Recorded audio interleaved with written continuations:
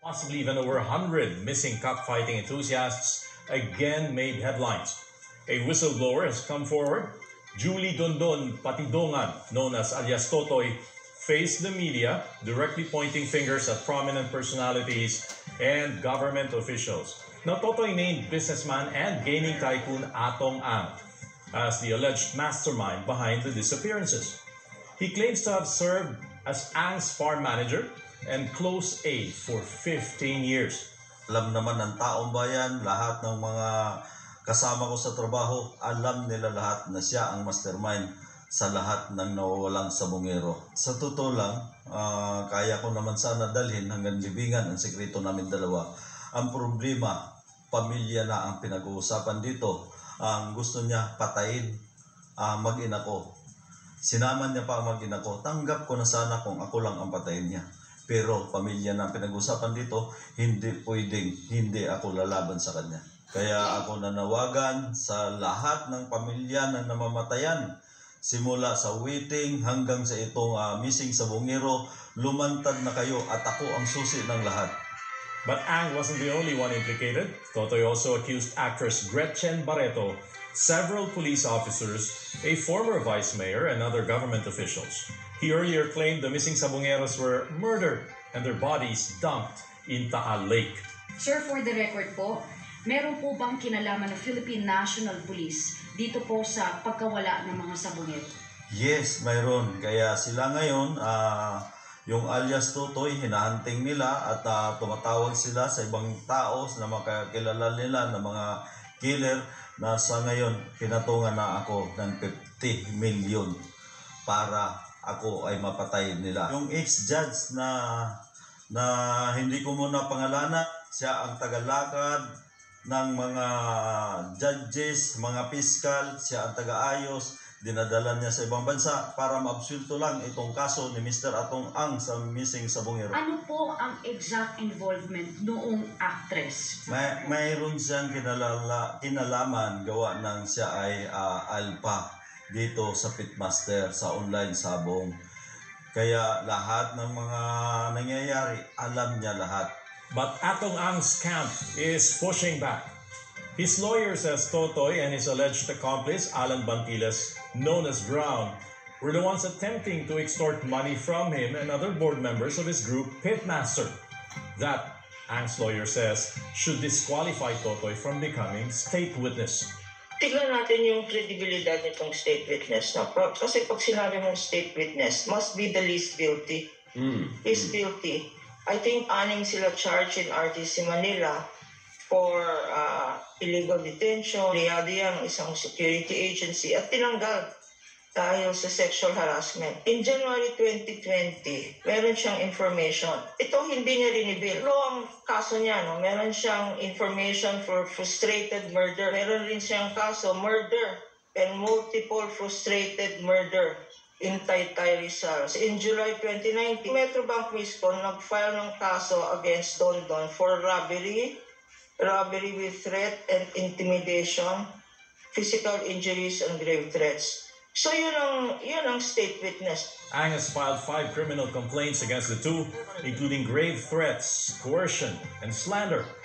He now leaves a message to the families of the missing sabongeros. Malalaman nyo rin na totoo. Siguro sa pag-iimbesti niya, may lalabas na totoo dyan. Wala kami kinalaman lahat dyan.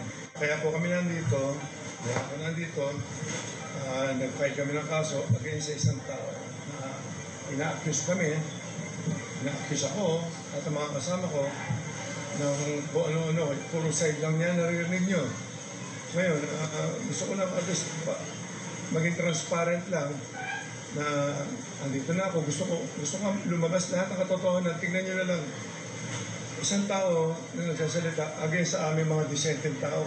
Lahat ang ina-accuse na rito, mga matitinong tao, walang kriminal dito.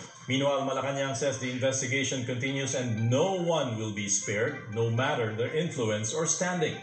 Sino man, anumang katayuan sa buhay, kung sila man ay personalidad na kinikilala, wala pong sisinuhin ang Pangulo at ang administrasyon.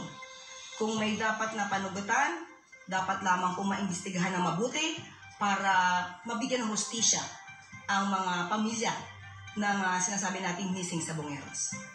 As it stands, the DOJ says Ang and Barreto are now considered suspects.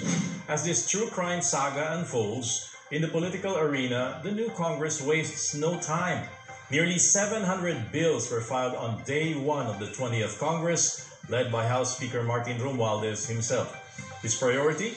Giving the National Food Authority more power to regulate rice prices and protect farmers. Also in the mix, a push for a minimum wage hike and a new attempt to legalize absolute divorce. Over at the Senate, returning and new senators wasted no time. Bam Aquino filed 10 bills on education, while neophyte Senator Erwin Tulfo zeroed in on reviewing the rice tarification law. And with the 2026 national budget worth nearly 6.8 trillion pesos coming up, lawmakers are being urged to open bicameral deliberations to the public. Now, amid corruption allegations in the current spending plan, House Speaker Romualdez says this is a step to win back public trust, and senators agree. One of the best suggestions I've heard in a long time from another government official.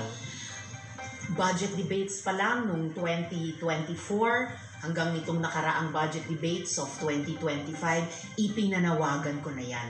Nagawing bukas, hindi lang sa inyo sa media, sa publiko natin, yung buong budget-making process hanggang pa sa Bicameral Conference Committee. Dahil sa hindi magandang mga nabalitaan namin, that we have yet to prove na nangyari in the 2025 budget, we will make sure and we will suggest that the Bicameral Conference Committee be open to the public for scrutiny at talagang full transparency.